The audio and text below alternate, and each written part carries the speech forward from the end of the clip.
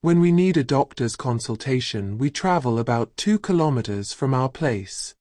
Most hospitals that are available are private, along with few government hospitals which are only open during the day. In case of an emergency at midnight, we have to travel about 6 to 8 kilometers to reach a government hospital.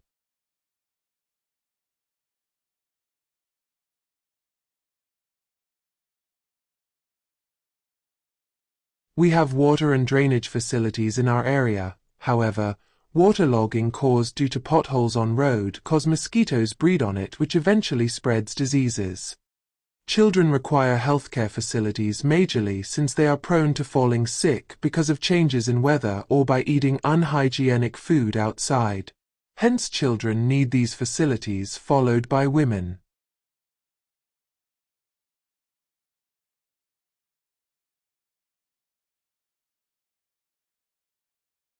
Many people suffer from typhoid or have severe rashes of their skin because of itching along with fever. We do have access to such government medical programs.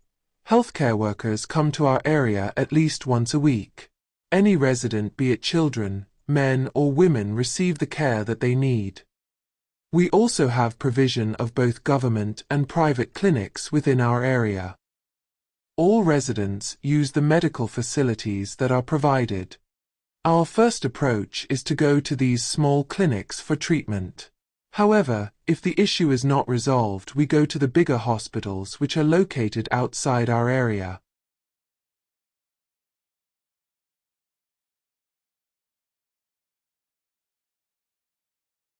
We receive bore well water which is good and drinkable. Waterlogging does spread infection, especially to children, since they play outdoors most of the time, followed by women who spend majority of their time in the area. Onset of winters is when majority of the children and female residents fall ill because of viral infection which spreads all over the area. About 50% of residents are more prone to falling sick as compared to someone who lives outside.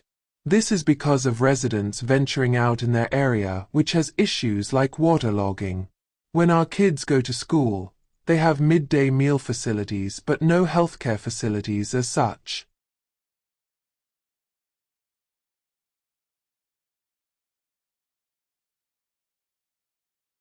Whenever we go to the hospital, it is mandatory for us to show our resident card.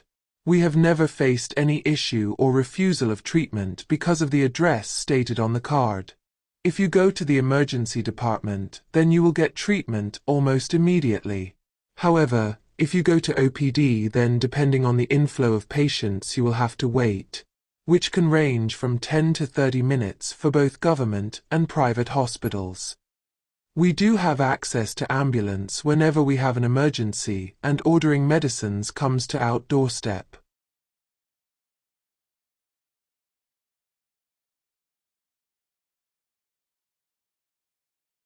If an injured is not on the ground floor of the house, then we must physically lift them up and bring them down through the stairs. We don't have any other means to bring them downstairs. In such cases, we have to call the ambulance immediately and take them to the nearest clinic which are located in our area. These clinics are equipped to treat.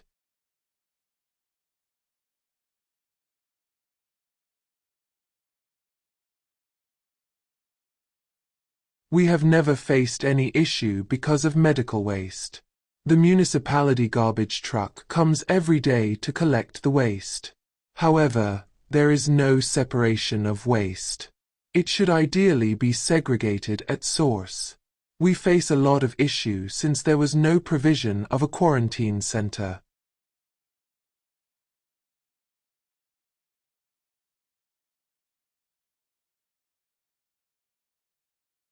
Since all residents have toilets in their homes, hence we don't have provision of any common public toilet.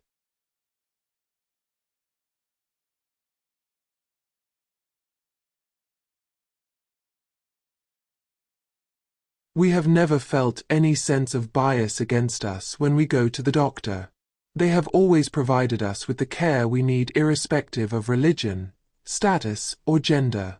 Only documentation asked for is our address, name, and age to avail treatment at any private or government hospital. We never had a shortfall of doctors for OPD facilities and have about 20 doctors in area.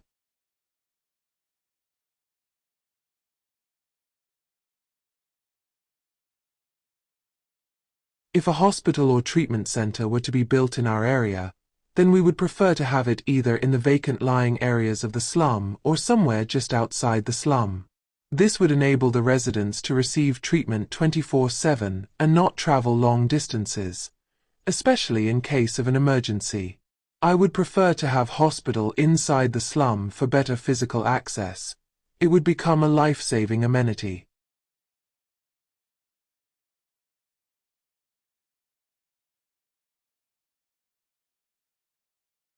Since not everyone has access to a phone or knows how to use a phone to call an ambulance, they usually ask their neighbors to help make the emergency call. Once the call is made, a waiting time for ambulance is allotted, which ranges from 30 minutes to an hour or two due to lack of availability. We usually have to call them up again to follow up on their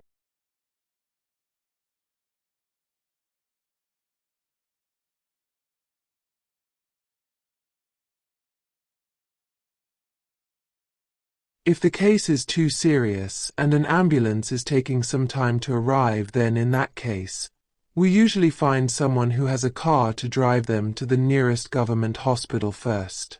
If adequate treatment is not provided there, then we go to a private hospital. When the issue or injury is too severe, then we shift the patient to a bigger hospital which is located about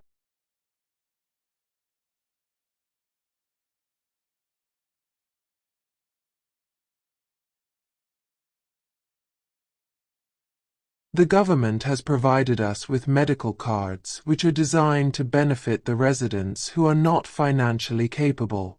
The process to apply for the medical card: the residents must provide a proof of their income along with their resident ID card.